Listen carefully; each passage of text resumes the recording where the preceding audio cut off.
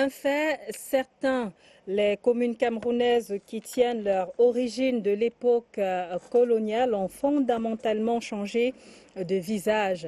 Elles bénéficient en même temps que les régions d'un ensemble de compétences transférées à travers des textes réglementaires. Les collectivités territoriales décentralisées qui sont responsables en priorité de leur développement mettent en place de nombreux projets, signent des conventions et nouent des partenariats pour améliorer le niveau de vie de leur population.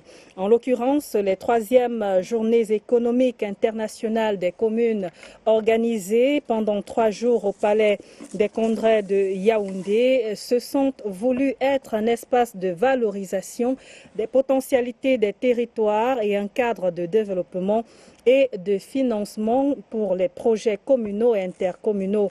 Mais en quoi se traduit concrètement la décentralisation au Cameroun ? Le développement local est-il véritablement en mouvement au-delà de l'embellie textuelle qui encadre les communes et les régions? Ces dernières sont-elles vraiment imprégnées des missions et des responsabilités qui leur sont confiées? Twilight fait un stop ce soir sur le train en marche de la décentralisation pour éclairer les freins et les avancées du développement local. C'est avec experts, tutelles et acteurs des collectivités territoriales décentralisées. Bonsoir et bienvenue. Une pause et on se retrouve bien installés.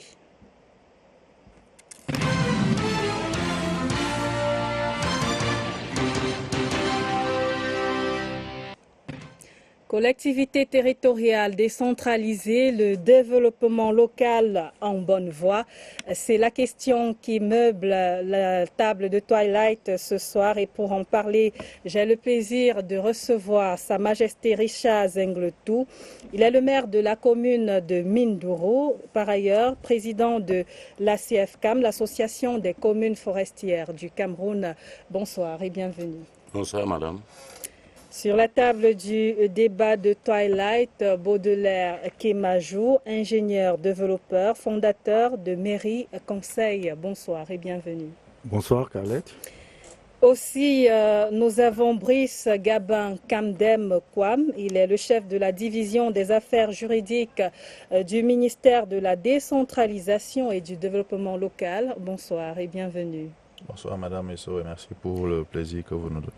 Et puis nous aurons sur ce plateau tout aussi François Bikoro, conseiller régional de la région du Sud. Alors place au débat à présent. Le Cameroun est un État unitaire décentralisé, c'est ce que dit la Constitution notamment de 1996.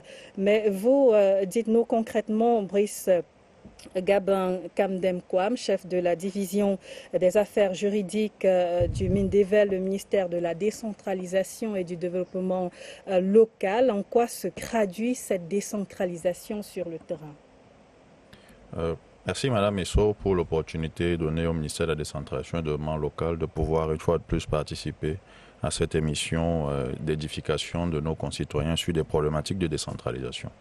Vous l'avez dit, notre Constitution affirme que le Cameroun est un État unitaire décentralisé. Et dans ce sens, cela implique que dans la forme de l'État et dans la manière dont l'État doit être conduit, l'État entrevoit de se délester d'un certain nombre de ses compétences pour les mettre à la disposition d'entités territoriales qui jouissent de la personnalité juridique et d'une autonomie qui leur permet donc de pouvoir gérer les problèmes locaux de leur population, et ce à 2 niveaux. Au niveau communal avec donc les communes, communautés urbaines et communes d'arrondissement, et au niveau régional avec les régions qui ont été mises en place depuis décembre 2020.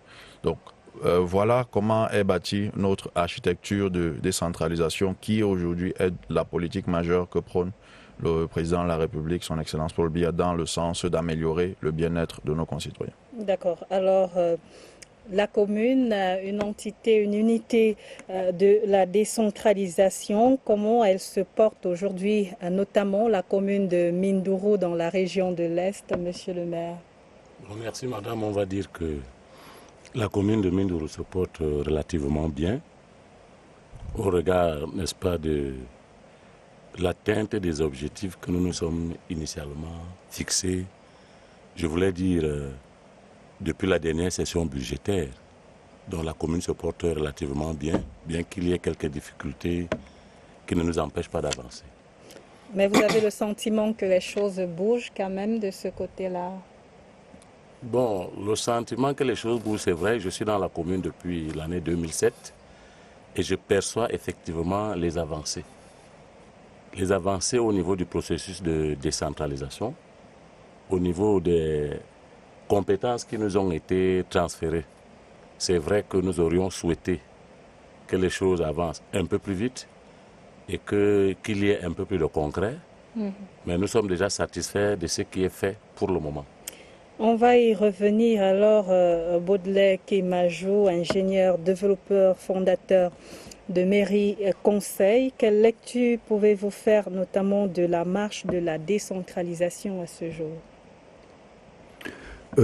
Concernant la décentralisation au Cameroun, comme le président de l'association des communes forestières l'a dit et le directeur des affaires juridiques du Mindevel, le train de cette décentralisation a été lancé. Et des textes, que ce soit les textes de 2004 ou bien les textes de 2019, sont venus conforter effectivement cette dynamique qui a été lancée sur le territoire. Et les avancées de la décentralisation se traduisent par les transferts dans des nouvelles compétences que des communes ont reçues, que ce soit des communes et des régions, pas seulement des transferts des compétences, mais aussi des transferts des crédits. On avait des délégations des crédits des différents départements ministériels aux collectivités locales. Et vous savez, les compétences qui ont été transférées aux communes sont des compétences importantes, que ce soit en matière de développement économique, social, culturel, et aux régions, tout ce qui est problématique d'aménagement et de développement du territoire. Ça veut donc dire que ces compétences sont énormes. Et comme partout ailleurs, dans tous les autres pays, les ressources qui sont parfois transférées pour pouvoir compenser les compétences sont parfois très insuffisantes. Et il revient aux collectivités locales, aux communes et aux régions d'explorer au niveau local par des ingénieries, que ce soit territoriale, ingénierie financière au niveau local, pour pouvoir trouver des ressources complémentaires afin de financer des projets de développement. Donc on pense donc qu'on est dans un processus qui avance et toutes les initiatives que les communes engagent ces derniers temps. Vous avez parlé tout à l'heure du président de l'association des communes forestières du Cameroun, qui est un regroupement thématique effectivement des communes pour adresser de manière thématique une problématique qui s'oppose, je veux dire, aux communes. Il y a d'autres associations qui sont dans d'autres domaines. Ça, c'est autant d'outils et autant de moyens que des collectivités essayent en tout cas de déployer pour pouvoir résoudre dans les problèmes auxquels leurs collectivités sont confrontées. Donc, notamment, oui, vous poursuivez. Donc, je veux dire, en tant qu'entité décentralisée de l'État, elles ont effectivement la responsabilité de faire ce que l'État ne peut pas faire ou bien de compléter dans ce que l'État peut faire. Donc, voilà un peu ce que je peux vous dire sur l'actualité de la décentralisation au Cameroun. En termes de textes, de loi notamment, quelles sont concrètement les avancées de ce côté? S'il faut parler des avancées concrètes en termes de loi, il faut relever, Madame Esso, que déjà depuis 2018, le président de la République a donné une nouvelle impulsion en créant d'abord un département ministériel qui est dédié à la décentralisation. Et ce département ministériel, une fois créé depuis 2018, a également eu à travailler à réformer l'institution de financement des collectivités qu'est le FECOM, où on lui a ajouté une nouvelle mission qui est une mission d'intermédiation financière qui lui permet de pouvoir aller donc chercher des capitaux pour venir mieux financer la décentralisation. Au-delà de ces aspects, on a également eu une grande réflexion qui a permis d'aboutir au Code général des collectivités. Ces deux grandes réflexions, c'était les assises générales de la commune qui se sont tenues en février 2019, mais aussi le grand dialogue national et qui ont abouti donc sur la loi cadre de la décentralisation qui est le Code général des collectivités promulgué le 24 décembre 2019. À la suite de ce texte, un certain nombre de textes très importants ont été pris, à peu près une trentaine de textes ont été pris pour encadrer aussi bien les modalités de rémunération des exécutifs régionaux et communaux que les transferts de compétences aux régions, transferts de compétences aux communes, ainsi que les mécanismes d'organisation et de fonctionnement des collectivités territoriales décentralisées de manière générale. Et donc, tout cet environnement juridique visait à pouvoir prendre en compte l'avancée qu'a apporté le Code général des collectivités en 2019, qui était on peut dire la 3e génération de la décentralisation dans notre pays. Et dans cette avancée majeure, il fallait donc maintenant voir tout le cadre juridique qui existait et le mettre en conformité avec ce nouveau cadre. Donc, on a eu de précieuses avancées qui ont été enregistrées, qui ont permis donc de déboucher tout récemment encore sur la nouvelle loi sur la fiscalité locale, qui a vocation à apporter davantage de ressources, parce qu'on l'a dit, quel que soit l'État lui-même n'a pas la capacité financière de pouvoir résoudre tous les problèmes au même moment. Et donc, automatiquement se pose un problème de priorisation. Et dans ce cadre, lorsque l'État transfère les compétences aux collectivités, aucune collectivité ne peut résoudre tous les problèmes qui s'opposent. Et donc, il y a une nécessité de priorisation en tenant compte des ressources financières qui sont disponibles. Je suis entièrement d'accord avec le copanéliste, M. Kemajou, lorsqu'il dit qu'il y a également donc la nécessité pour les collectivités d'aller vers des financements innovants, d'aller vers des sources de financement beaucoup plus innovants pour permettre d'avoir mieux et plus pour leur collectivité, au-delà de ce que l'État a déjà mis à disposition et qu'il fait davantage pour améliorer. Si on veut résoudre tous les problèmes, il faudra donc qu'il y ait une synergie d'action entre la commune et l'État pour permettre de répondre aux besoins des populations. Et le cadre juridique qui a été mis en place permet d'y répondre amplement.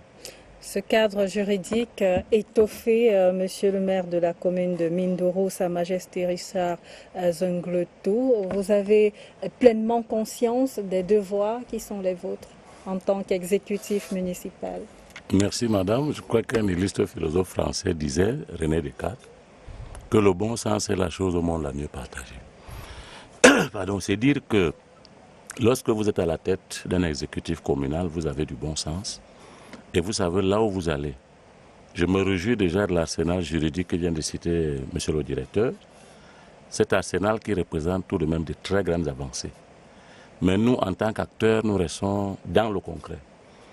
Et dans le concret, je vous ai dit dès le départ que je suis dans la commune depuis 2017 et je perçois effectivement les avancées concrètes, comme par exemple la dotation du Mindevel, qui est une dotation libre, je peux l'appeler ainsi. C'est-à-dire que le Mindevel donne chaque année 100 millions aux communes. Et à chaque commune maintenant de voir quelles sont ses priorités et comment affecter les 100 millions. Et ce qui n'est pas le cas pour tous les autres ministères sectoriels.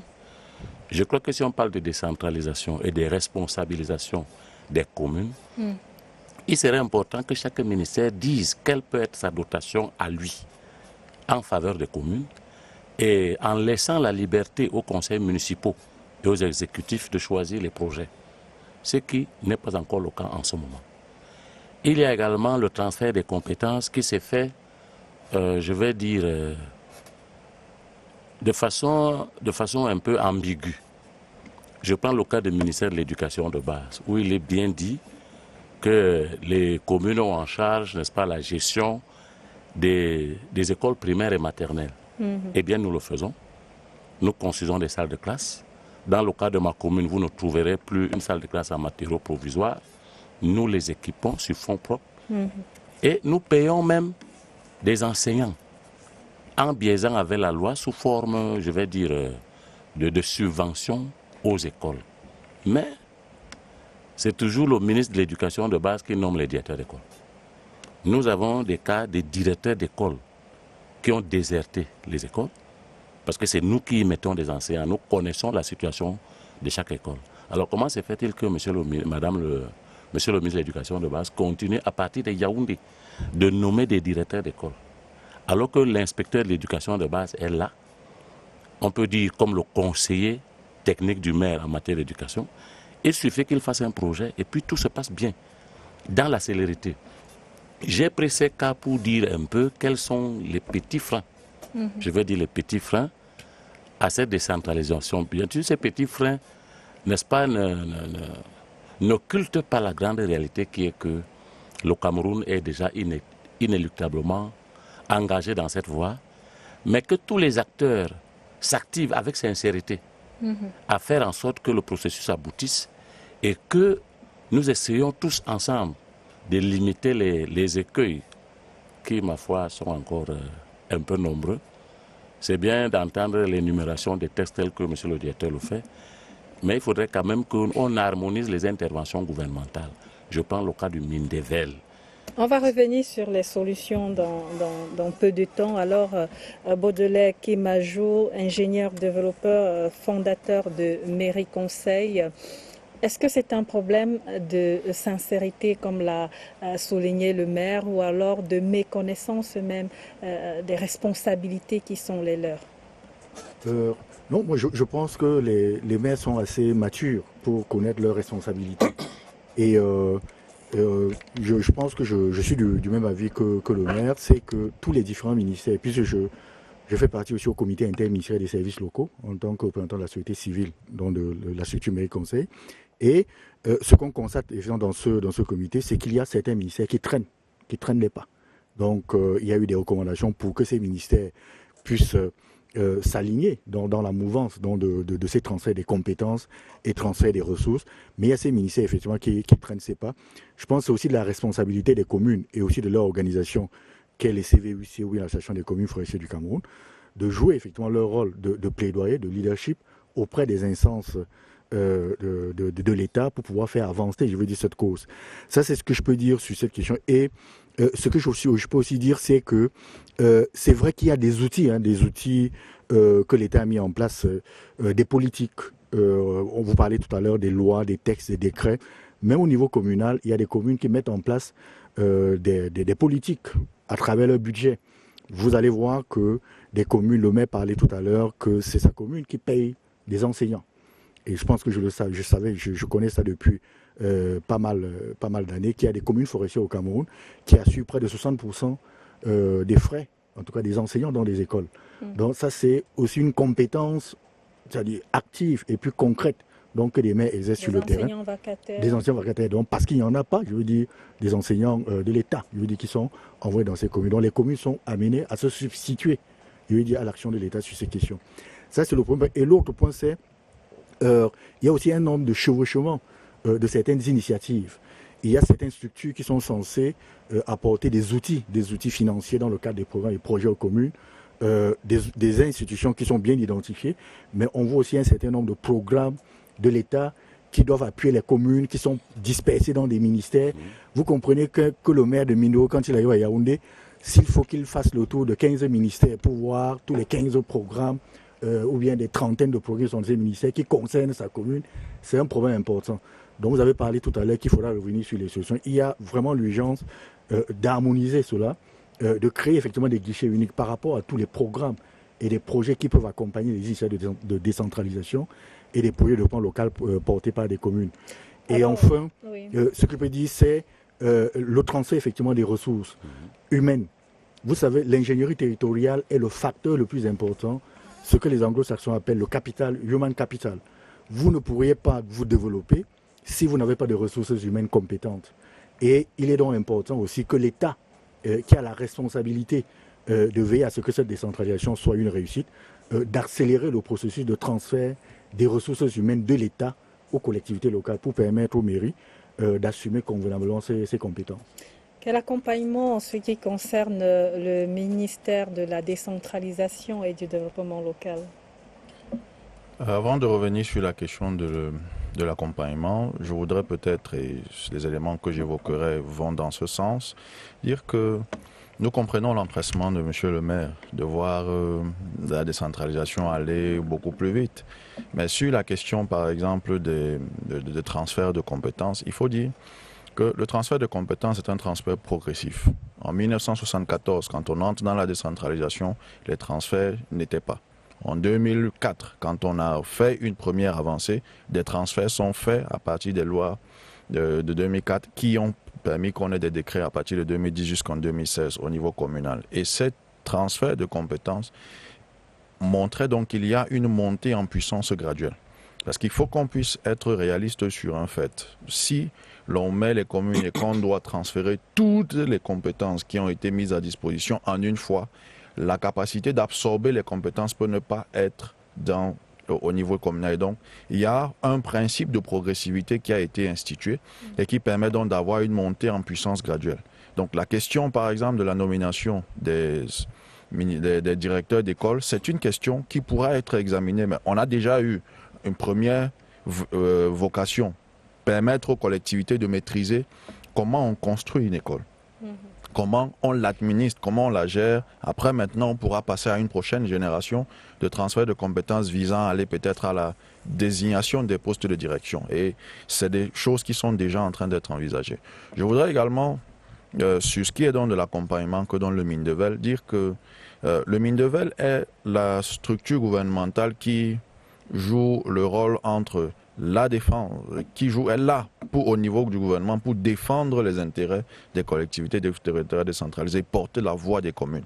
Et donc faire en sorte que toutes les préoccupations qui expriment les communes puissent être entendues au niveau gouvernemental et apporter des solutions. Et de manière pratique, au-delà des aspects textuel, Monsieur le maire a déjà relevé au niveau du financement la question des 100 millions qui sont mis à disposition, qui sont dans une dotation multisectorielle qui permet aux maires de pouvoir...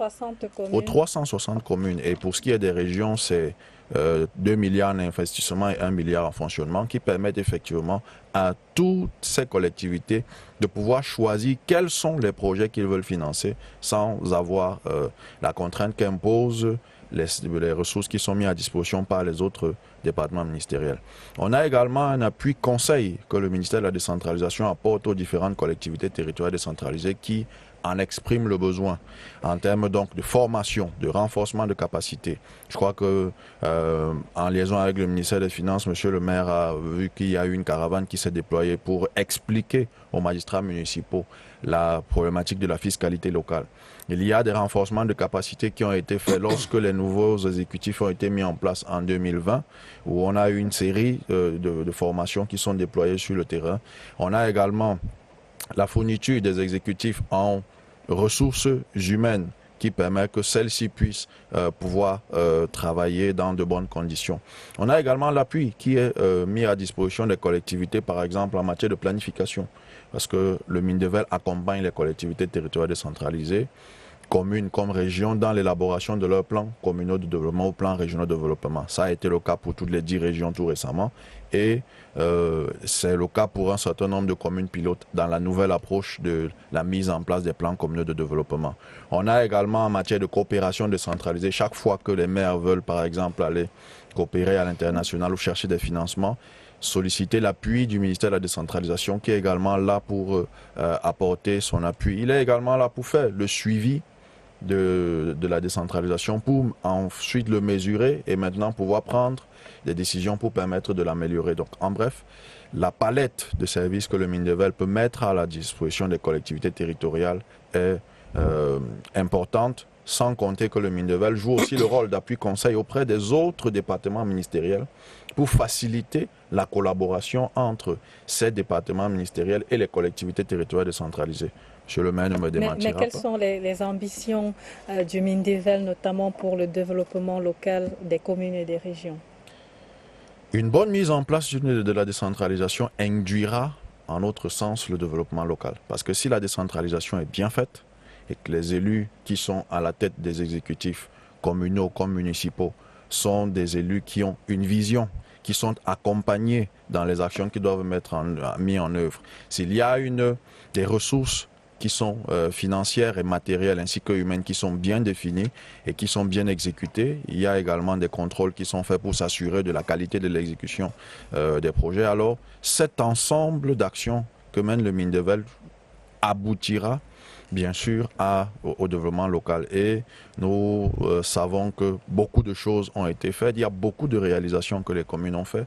Nous avons eu, dans le cadre de notre département ministériel, à faire un tour pour voir un peu ce que font les communes. Et je peux vous assurer que si la CIATV décidait de faire un tour pour voir ce que font les communes, elles seront émerveillées de ce que peut produire la décentralisation en termes de développement local. C'est effectivement le cas et on a par ailleurs constaté comme des incompréhensions, des conflits de compétences, notamment sur certaines questions telles que l'insalubrité par exemple. Qui doit faire quoi sur cette question-là? Sur les problématiques d'insalubrité, il faut relever que les rôles ont plus ou moins été clairement définis par les textes. Lorsque, au niveau gouvernemental, l'acteur qui suit les problématiques de salubrité dans notre pays, on a à peu près deux acteurs gouvernementaux, le ministère de l'Environnement qui se charge des questions liées à l'environnement et la salubrité touche à cette problématique, mais aussi le ministère de la Ville, qui est le ministère de développement urbain et de l'habitat, qui s'occupe donc des problèmes en lien avec la propreté et l'assainissement dans les villes. Mais au-delà, on peut également avoir le ministère de l'eau et de l'énergie, qui est la structure qui s'occupe de tout ce qui est assainissement liquide, donc les eaux de pluie, etc., comment pouvoir le faire. Maintenant, au plan, et ça, ce sont les ministères qui ont transféré des compétences aux collectivités territoriales décentralisées. Au plan opérationnel, la salubrité, notamment l'enlèvement des ordures ménagères, est une compétence qui est transférée de par le Code général des collectivités aux communes. C'est elles qui ont la responsabilité de pouvoir enlever les ordures ménagères selon différents modèles ou mécanismes qui peuvent être mis en place. Certains peuvent passer par le concessionnaire, par des concessionnaires, d'autres peuvent mettre des régies en place. Et donc, les collectivités communes, parce qu'il faut relever que les régions n'ont pas de compétences sur ce qui concerne les questions de salubrité, mais c'est les communautés urbaines qui ont la charge de s'assurer de l'enlèvement des ordures ménagères et de la salubrité dans nos villes. Monsieur le maire de Mindoro, Sa Majesté Richard Zengletou, quel est l'état de votre voirie en ce moment? Merci madame. Je voulais dire à la suite de monsieur le directeur que le petit conflit de compétences que vous avez évoqué de façon sous-jacente concerne beaucoup plus les grandes métropoles où il existe au-dessus des communes d'arrondissement des communautés urbaines. Pour nous qui sommes en zone reculée, le maire est conscient que tout ce qui concerne la salubrité est de son ressort. Et la ville de Mindoro est très propre parce que nous avons mis en place un système d'hygiène, nous avons un service d'hygiène qui le fait 2 fois par semaine, ne serait-ce que l'enlèvement des ordures. Et nous avons une vision de développement qui est la participation populaire. Avec les comités de quartier et de villages, nous veillons à travers les délégués à l'hygiène à ce que chacun veille d'abord sur la propreté de sa concession. Maintenant, c'est les lieux inoccupés qui sont du ressort de la commune. Si vous visitez notre ville aujourd'hui, elle est bien propre, mais nous faisons cet enlèvement à l'aide de tricycles, ce qu'on appelle vulgairement des tricycles, et nous, on voit que cela réussit très bien. Baudelaire Kemajou, ingénieur développeur, fondateur de Mairie Conseil, vous avez observé l'état notamment de la capitale ces derniers temps et puis des grandes métropoles comme à Douala par exemple avec cet état d'immondice un peu partout. Quels conseils vous avez à donner pour la gestion de ce problème particulier qui inquiète? Mon intervention aurait peut-être 2 volets, donc à la charge et à la décharge donc de ces grandes villes. Donc, je pense que ces grandes villes peuvent se rapprocher des communes, je veux dire comme la commune de Mindoro et puis de ces petites villes, pour voir comment des communes d'arrondissement organisent leur système de collecte. Pourquoi? Parce que quand vous êtes dans la ville de Yaoundé, il est important que les compétences, c'est vrai qu'il y a des compétences partagées, il y a aussi des compétences exclusives. Il est important que les communes d'arrondissement et la mairie de ville comprennent que l'hygiène, la salubrité, c'est des compétences partagées. Donc, ça nécessite donc vraiment des ententes entre la mairie de ville et les communes d'arrondissement pour voir comment ils doivent organiser la collecte et puis les traitements donc, de ces déchets ménagers. Ça, c'est le premier point. Le second point, c'est que nous avions constaté, ce n'est pas seulement pour la ville de Yaoundé, même pour la ville de Douala, par rapport à d'autres capitales, je veux dire africaines. Je me suis retrouvé dans une réunion avec le maire de Douala, le maire de Yaoundé, et puis de certaines grandes villes d'Afrique francophone, en Afrique de l'Ouest, où je participais effectivement à l'animation d'un atelier sur des questions urbaines. Et j'ai constaté que le budget d'une ville comme Abidjan, qui est consacré peut-être pour des questions de déchets, est parfois 10 fois que celui de Yaoundé ou bien de Douala. Donc, et il est donc important qu'on puisse, si on veut que notre capitale, en tout cas, soit à la hauteur, c'est-à-dire au même niveau que les capitales africaines, il faut qu'on puisse doter effectivement ces capitales des moyens pour permettre, je veux dire, aux maires d'exécuter convenablement leur mission. Vous ne pourrez pas demander à un maire qui a le 1/10 des budgets peut-être de la ville de Dakar ou bien d'Abidjan de rendre la ville aussi propre, je veux dire, que Dakar ou Abidjan. Ça, c'est le premier point. Le second point, c'est vraiment une question d'ingénierie territoriale que ces élus doivent avoir. Ils doivent comprendre que le déchet, c'est une ressource qui peut générer des revenus, qui peut générer des devises. Et si vous prenez une ville comme la ville de Tchang... D'ailleurs, la vision du ministre ou du ministère de l'Habitat. Voilà. Et les déchets aujourd'hui, nous avions une action, par exemple, dans la ville de Ngaoundéré, où la ville recherche des plastiques. Les plastiques ont complètement disparu, tout simplement. Pourquoi? Parce que l'opérateur qui s'occupe de la fabrication des pavés pour l'aménagement effectivement du Bois-Mardoc récupère tous les déchets plastiques pour pouvoir faire des pavés. Et on a constaté que des pavés faits à base de déchets sont plus résistants, plus durables que des pavés faits, à base de béton. Donc, il faut donc qu'on comprenne que le déchet peut rapporter de l'argent, aux communes. Ça peut créer de l'emploi, mais également, ça peut contribuer au développement des collectivités. D'accord. On va parler d'un autre dossier dans l'actualité, notamment des communes et des régions. Le développement économique, en particulier celui des communes, a été abordé au GECOM pendant ces 3 jours. Le GECOM qui s'est achevé ce jeudi. Quel bilan pour vous, monsieur le maire? Vous êtes d'ailleurs à Yaoundé dans le cadre de ces GECOM-là. Merci, madame, de me permettre de parler encore des GECOM. Je pense que le GECOM, c'est un grand rendez-vous du donner et du recevoir. Les collectivités se retrouvent avec des partenaires nationaux et extérieurs, avec d'autres collectivités, pour, n'est-ce pas, capter les opportunités qui peuvent s'y retrouver. Les GECOM également permettent aux communes du Cameroun de se faire voir, de se vendre. Chaque commune, par exemple, avait son stand, où elle avait l'opportunité de présenter, ne serait-ce que ses richesses, ses atouts, les opportunités que peuvent s'y développer. Le GECOM également, c'est une occasion de rencontre avec des partenaires. Nous avons par exemple signé un certain nombre d'accords avec des partenaires extérieurs, comme le Fonds marocain. Bon, cela ne suffit pas à mon humble avis. Il faudrait... Dans le cadre, c'est pour quel projet par exemple? Bon, des projets d'agriculture et des projets de foresterie.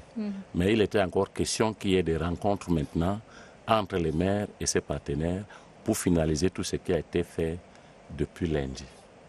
Donc, mon avis sur l'organisation de ces GECOM, c'est que c'est une opportunité importante pour les communes.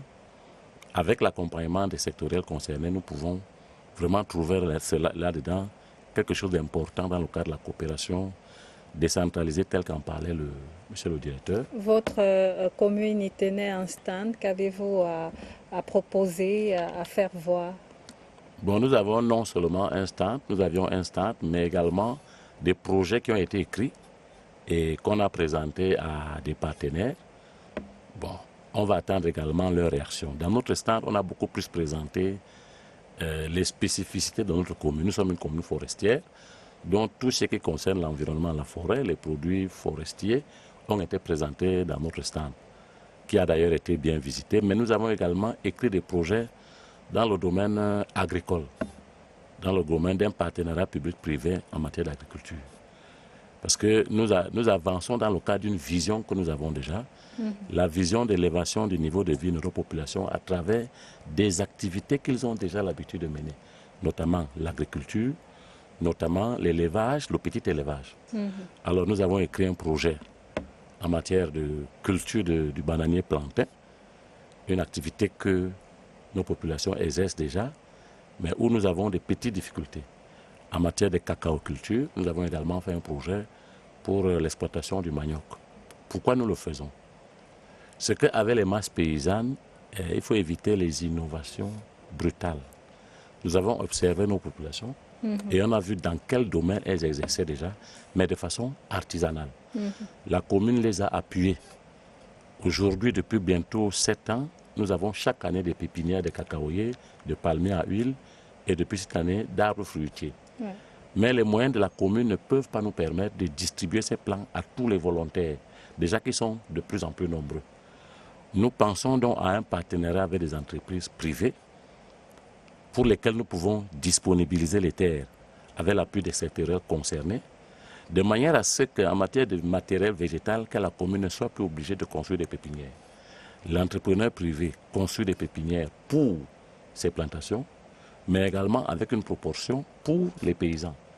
avait la garantie également d'acheter toute la production paysanne. Parce que l'autre problème que nous avons, le président Tamba parlait hier des communes de production.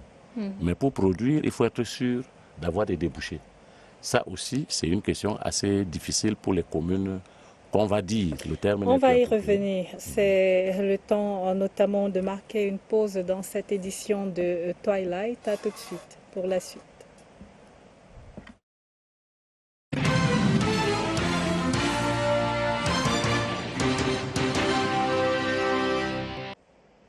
Bon retour sur le plateau de Twilight. Le débat se poursuit sur la thématique collectivité territoriale décentralisée, le développement local en bonne voie. Et Monsieur le maire de Mindouro, Sa Majesté Richard Zengletou, vous aviez la parole notamment. Alors, quels sont les problèmes des municipalités aujourd'hui, des communes? Bon, merci madame. Avant d'arriver au problème, je voulais dire quelque chose que j'aime toujours proclamer lorsque je suis face à un public, notamment des responsables des ministères comme M. l'auditeur qui est là. C'est que le chef de l'État, en impulsant la décentralisation, avait visé quelque chose de très précis. Que les questions locales soient adressées auprès des gens qui sont liés aux communautés. Il y a au niveau des exécutifs communaux, au niveau des élus locaux en général, ce que moi j'aime appeler la redevabilité.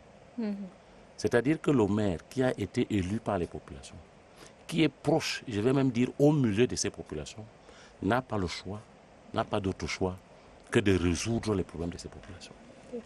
Ça veut dire que la personne la plus indiquée pour gérer les problèmes locaux, c'est l'élu local, parce que son travail sera sanctionné par ces mêmes personnes. Au contraire, peut-être du fonctionnaire dont le compte rendu est fait plutôt au niveau de sa hiérarchie, laquelle hiérarchie n'est pas directement impactée par les préoccupations locales. Ceci étant dit, nous avons un certain nombre de difficultés sans occulter les avancées. La principale difficulté que les collectivités ont aujourd'hui, c'est dans le cadre de la collaboration avec les ministères sectoriels. Il y a les projets à gestion centrale. C'est-à-dire que vous pouvez être là chez vous et puis on vous dit que non, on vient construire un hôpital. Vous ne connaissez même pas le prestataire, vous ne savez pas quand le marché a été passé. Cela s'est vu dans ma commune. Il y a un projet de centrale photovoltaïque qui existe déjà. Et tout le monde sait que c'est un projet communal. Quel que soit ce que vous allez leur dire, ils savent que c'est la mairie qui donne l'énergie. Le jour où la centrale est en panne, c'est le maire qui est indexé. Donc, mais je peux vous dire que ceux qui font la maintenance, qui font le suivi de cette centrale, ne sont jamais arrivés au cabinet du maire. Et une fois même, je suis allé, j'ai envoyé le personnel nettoyer les plaques, parce que quand les plaques sont déjà trop poussiéreuses, parfois, il y a des pénuries d'énergie. Je ne vous dis pas. Ces jeunes gens sont revenus après, ils ont retiré même une pièce, et je vous dis qu'aujourd'hui, depuis 2 ou 3 mois, la ville de Mindouro est dans le noir. Et les revendications des populations vont vers le maire. Heureusement, nous sommes assez éloquents, nous prenons la peine d'expliquer aux responsables qu'il s'agit là d'un projet à gestion centrale. C'est vrai que parfois les mairies n'ont pas d'expertise, mais moi j'ai pris la peine, étant donné qu'il y avait cette centrale qui s'installait, de faire former un cadre communal en énergie renouvelable. C'est lui qui installe nos lampadaires, qui surveille plutôt les prestataires. C'est lui qui suit les travaux des prestataires, qui installe tout projet solaire chez nous. Donc, ce jeune homme est en mesure, ne serait-ce que de signaler à ceux qui sont à Yaoundé l'état de cette centrale. On ne le voit pas. Donc, il y a cela, il y a la question de la maturation des projets. Chaque année, nous dépensons d'énormes sommes d'argent pour maturer les projets. Mais lorsque les dotations arrivent, vous êtes surpris. La commune de Mindouro, par exemple, cette année a eu, je crois, 123 millions. C'est-à-dire la DGD, ce qu'on appelle la dotation générale à la décentralisation, octroyée par le MINEVER, et 23 millions du Minader. Point final. Mais je ne peux pas vous dire combien de projets j'ai déjà maturés depuis le début de ce mandat. J'estime qu'il est important que les ministères sectoriels, en termes de transfert de crédit, disent tout simplement les montants qu'ils veulent transférer. S'il s'agit du Minader, si le Minader décide de transférer à ma commune chaque année 10 millions, je saurai comment, n'est-ce pas, organiser ces 10 millions en faveur des projets agro-pastoraux, agricoles. Mais parfois des projets tombent comme cela. Parfois aussi, nous sommes obligés d'arpenter les couloirs des ministères pour essayer. Bon, vous voyez, avec tout cela, ce n'est pas facile. Ça, c'est les difficultés que nous avons. L'autre difficulté également, monsieur le directeur l'a relevé, c'est une question de compétence. Les maires ont la volonté, par exemple, de recruter des cadres. Dans le cas de ma commune, j'en ai recruté beaucoup. Mais il y a un type de cadres qui sont difficiles à trouver. Les ingénieurs. Ils ne sont pas difficiles à trouver, mais la commune a parfois des revenus limités. Alors, pour recruter un ingénieur, ce n'est pas facile. Je me souviens une fois que nous avons croisé le ministre de la décentralisation et nous avons proposé de recruter, par exemple, un ingénieur pour 2 ou 3 communes. Là encore, il faudrait que les administratifs nous disent comment cet ingénieur sera payé. Donc, la maturation des projets est quelque chose qui nous coûte, mais nous sommes obligés de nous y engager parce que lorsqu'un projet n'est pas bien maturé, vous pouvez tomber sur des éléphants blancs. C'est-à-dire un projet que vous mettez beaucoup de moyens, mais finalement qui ne vous sert pas. En gros, madame, les maires sont satisfaits de la volonté du chef de l'État de mettre en place cette décentralisation. Mais les maires craignent que la progressivité dont parle monsieur le directeur ne se confonde avec la lenteur ou peut-être le rétropédalage. D'accord, c'est entendu. Réaction Brice Gabin Kamdemkwam, chef de la division des affaires juridiques du ministère de la décentralisation et du développement local. Merci Madame Esso. Il faut relever que les préoccupations que pose Monsieur le maire sont légitimes parce que nous n'oserons pas remettre en doute la parole de Monsieur le maire qui vit sur le terrain ces difficultés. Mais il faut peut-être relever que sur la question de la maturation, je peux vous assurer que la question de la maturation ne se pose pas seulement au niveau communal, même au niveau de l'État. Parce que l'État lui-même a l'obligation de maturer ses projets. Monsieur le maire connaît très bien le décret de 2018 sur la maturation des projets qui s'applique à l'État, aux établissements publics et aux collectivités territoriales décentralisées. Et donc, à ce niveau, l'État a les mêmes difficultés auxquelles peuvent être confrontées les collectivités territoriales décentralisées, celui des ressources pour permettre effectivement de maturer les projets. Monsieur le maire a également évoqué la question de la sélection des projets, notamment.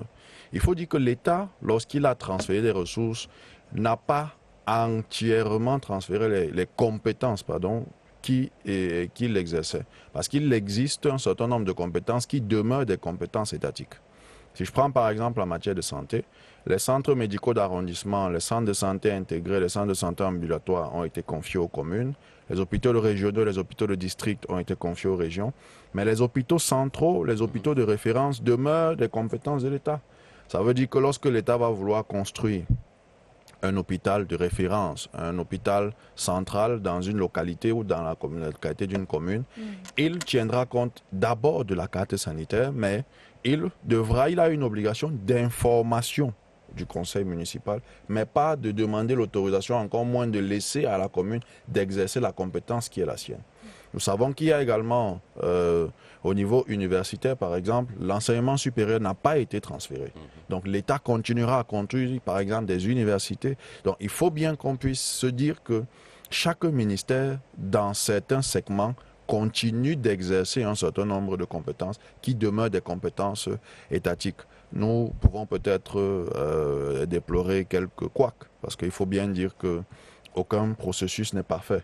Il peut y avoir quelques dysfonctionnements que l'on arrange au fur et à mesure que nous avançons. Et on veut rassurer monsieur le maire. Nous pensons que lorsque le président de la République parle de la progressivité, il ne parle pas d'un processus de lenteur, encore moins de rétropédalage. Il a été le premier à dénoncer l'inertie et il pousse les administrations et toutes suivent le mouvement qu'il impulse d'aller dans le sens donc de faire de la décentralisation la politique majeure. Il faut dire que la conduite du changement peut impliquer un certain nombre de résistances. C'est propre à tous les processus. Mais maintenant, c'est que la volonté politique y étant, elle permet de pouvoir faire avancer les choses. Et enfin, sur la question des ressources humaines, nous voulons saluer l'initiative de M. le maire de former son personnel. Et nous voulons simplement dire que en marge de l'appui que l'État peut apporter avec ses services déconcentrés, il est bon que les maires puissent également professionnaliser leurs ressources humaines, même si nous sommes conscients que fidéliser un certain nombre de métiers, d'expertise peut coûter cher et que les niveaux de ressources de collectivité peuvent ne pas être. C'est pour ça que la fiscalité locale vient pour essayer de donner un peu plus d'air aux collectivités. Peut-être un stop sur cette fiscalité, qu'est-ce qu'elle va apporter à ces communes? Nous l'avons déjà relevé à plusieurs reprises. Elle visait à améliorer le rendement des recettes qui avaient été affectées aux collectivités.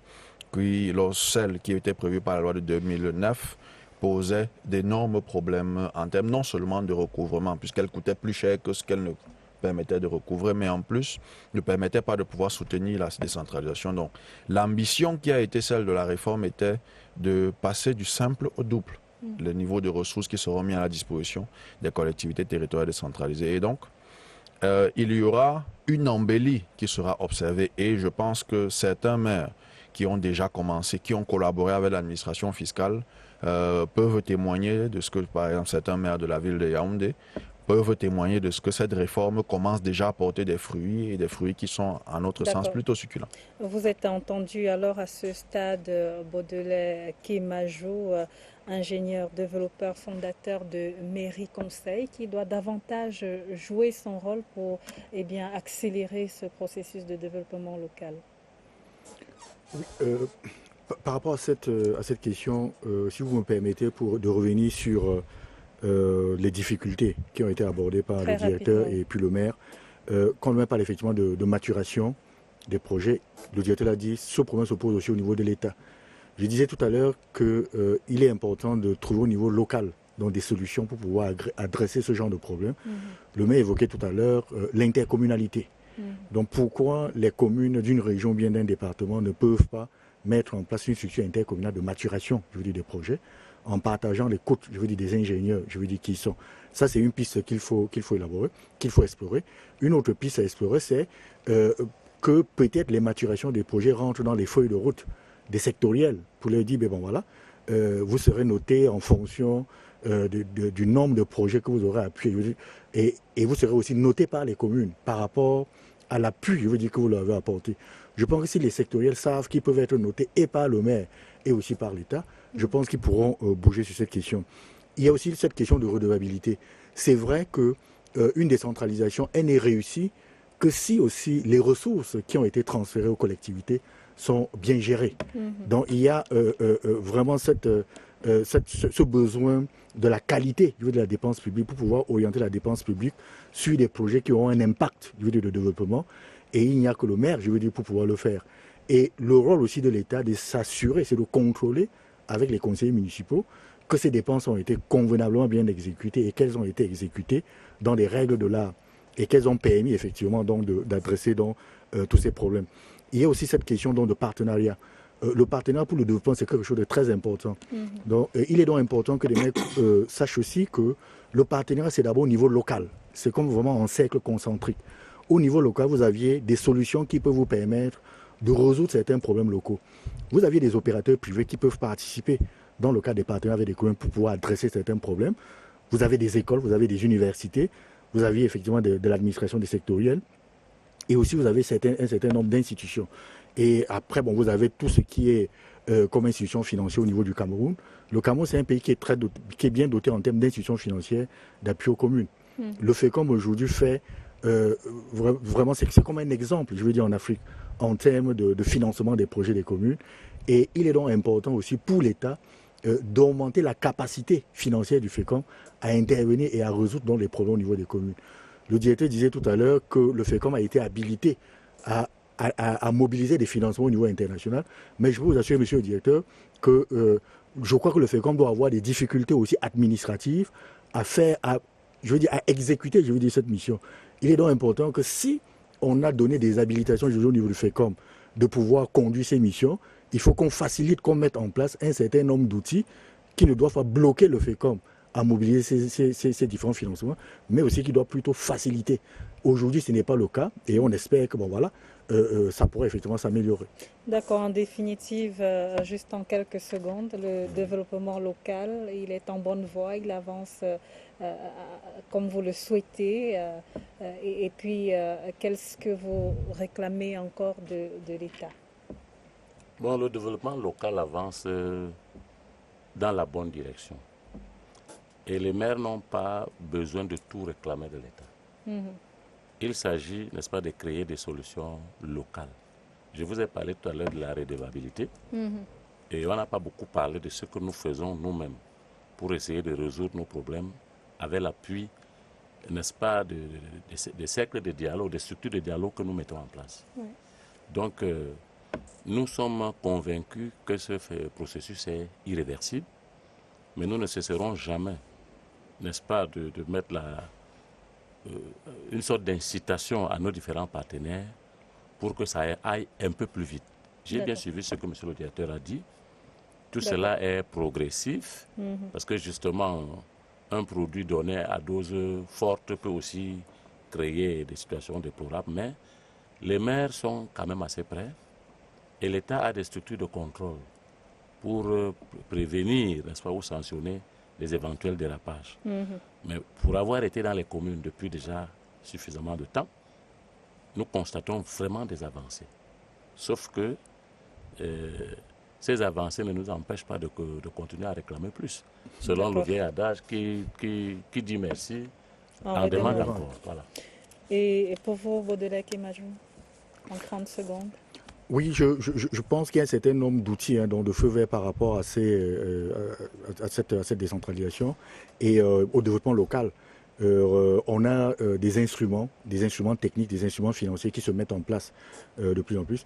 On a aussi une ouverture internationale dans des collectivités. Le maire, qui est aussi président de l'association des communes forestières, a eu à développer des accords de coopération bilatérale et multilatérale avec des institutions multilatérales et des institutions bilatérales pour pouvoir financer, je veux dire, des projets des communes. Donc ça, c'est une voie qu'il faut explorer. Et il y a aussi la voie, effectivement, de la diaspora qu'on a vue ces derniers jours au niveau du GECOM. Je pense que la diaspora, c'est une source importante d'investissement. C'est près de 700 milliards donc, de devises transférées au Cameroun chaque année. C'est-à-dire que c'est plus que le pétrole ou bien de l'aide publique au développement. Donc il est donc important de voir comment des collectivités peuvent explorer cette piste de financement dans des projets de développement et aussi des partenaires privés. Brice Gabin Kamdem Kwam, en conclusion. En conclusion, c'est de dire que le développement local avance considérablement. Le développement local avance. Il peut y avoir quelques difficultés, mais il avance de manière sereine et on va dire que les collectivités territoriales décentralisées sont encouragées à développer, au-delà de ce que l'État peut apporter, des solutions locales avec des solutions. En allant peut-être vers des mécanismes de financement innovants, on a évoqué la question de la diaspora et bien d'autres, et même le FECOM, qui dans son rôle d'intermédiation financière a déjà commencé à aller vers un certain nombre de plateformes pour lever des ressources. Et il ne me reste plus donc à vous remercier, chers messieurs, d'être passés sur ce plateau. Merci de nous avoir regardés. Merci à nos équipes techniques et rédactionnelles. C'était Twilight édition du jeudi 5 juin 2025. Nos programmes se poursuivent. Bonsoir.